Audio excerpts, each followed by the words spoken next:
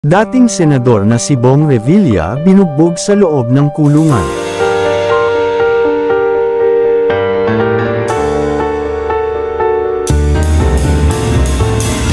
Sa pagkakakulong nga ng dating senador na si Bong Revilla ay marami na din ang di makapaniwala sa pangalawang beses na pagkakakulong nito dahil na din sa kasong pangungurakot na isinampa laban sa kanya.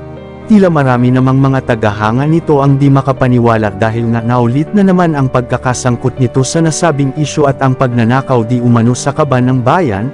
Marahil nga dahil na din sa impluwensya nito ay ngayon lang lumalabas ang ebidensyang magpapatunay sa mga nakaw na pera na di umano'y ikinasasangkutan ng dating senador. Marami naman ang galit na galit sa ginawang pagnanakaw nito sa kaban ng bayan at may chikang ang kumakalat na di umano'y binugbog ang dating senador sa loob ng kulungan dahil di umano sa galit na rin ng inmate.